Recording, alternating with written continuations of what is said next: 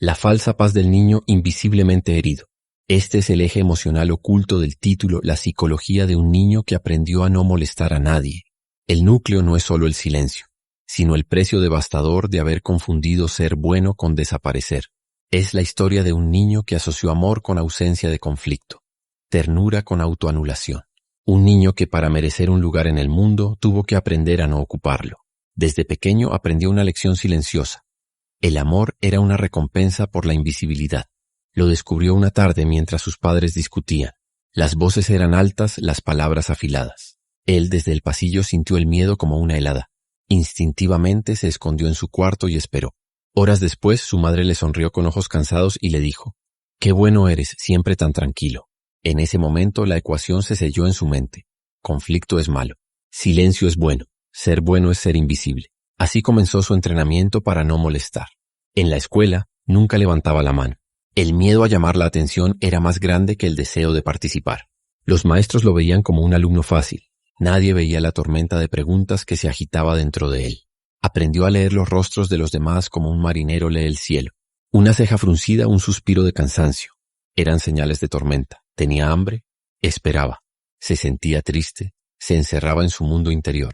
Esta habilidad para desaparecer se convirtió en su superpoder y su maldición. Creó una falsa paz a su alrededor, pagada con la moneda de su propia identidad. Cada no importa, cada estoy bien, era un pequeño trozo de sí mismo que entregaba. Se estaba convirtiendo en un fantasma en su propia vida. El punto de quiebre fue sutil. Era su cumpleaños. Había soñado durante semanas con una bicicleta azul. No se atrevió a pedirla. En su lugar, dejó pistas, dibujos en la nevera, comentarios casuales. Esperaba que su deseo fuera tan obvio que no necesitara ser verbalizado.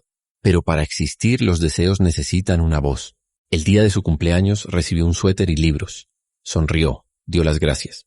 «Eres el niño más agradecido y menos exigente del mundo», dijo su padre abrazándolo. Y en ese abrazo, bajo la calidez del amor que tanto se esforzaba por merecer, sintió un frío profundo. El frío de la soledad. Se dio cuenta de que al aprender a no molestar a nadie, se había molestado a sí mismo de la forma más profunda posible. Y esa noche, el niño bueno lloró en silencio, no por la bicicleta, sino por el niño que se estaba perdiendo en el camino. El niño creció, pero la herida invisible creció con él. Se convirtió en un hombre competente, amable y universalmente apreciado. Un hombre que nunca decía no. En el trabajo, era el empleado ideal, el que se quedaba hasta tarde y asumía las tareas que nadie quería. Sus ideas eran brillantes, pero a menudo las presentaba con tanta timidez que otros, más audaces, se las apropiaban sin que él protestara. Él sonreía y asentía, sintiendo un hueco en el estómago, mientras celebraban a otro por su genio. La paz era de nuevo más importante que la verdad. En el amor era un eco, un reflejo perfecto de los deseos de su pareja. ¿Qué quieres cenar? Lo que tú quieras. ¿A dónde vamos de vacaciones? Donde te haga feliz. Él creía que eso era amor, una entrega total, una abnegación completa. No entendía que al no presentar sus propios deseos estaba negando a su pareja la oportunidad de conocerlo, de amarlo a él y no a la versión complaciente que presentaba. El silencio que había comprado la paz en su infancia, ahora estaba construyendo un muro de soledad en su vida adulta. La falsa paz es agotadora. Requiere una vigilancia constante, una actuación perpetua. Por dentro, él era un mar de ansiedad. Cada decisión, por pequeña que fuera, era una tortura. ¿Estaré molestando si pido esto? ¿Se enfadarán si opino diferente? Vivía en un estado de alerta constante, no por un peligro externo, sino por el miedo a su propio ser, a sus propias necesidades. El niño que aprendió a no ocupar espacio se había convertido en un hombre que sentía que no tenía derecho a existir. Y un día, la paz se quebró. Su pareja, con la voz rota por la tristeza, le dijo: «No puedo seguir así. Siento que vivo con un fantasma. Te amo, pero no sé quién eres». La palabra fantasma lo golpeó como un rayo. Era la misma palabra que él había usado para describirse en sus pensamientos más oscuros. La relación terminó, y en el silencio ensordecedor de su apartamento vacío, el hombre se miró al espejo. Y por primera vez en años no vio al adulto competente. Vio al niño de 8 años con los ojos llenos de lágrimas, preguntándole por qué. Lo había abandonado. Ese fue el final de la falsa paz y el comienzo de la sanación.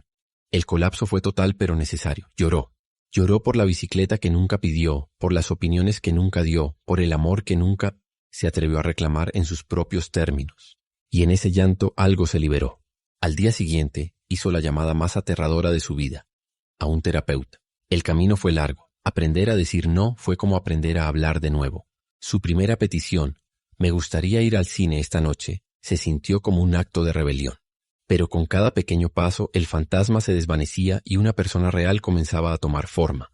El viaje no era para convertirse en alguien nuevo, sino para reencontrarse con el niño que había silenciado, para decirle que estaba bien, que podía salir, que podía hacer ruido, que podía finalmente ocupar su lugar en el mundo. La verdadera paz no era la ausencia de conflicto, sino la presencia de uno mismo.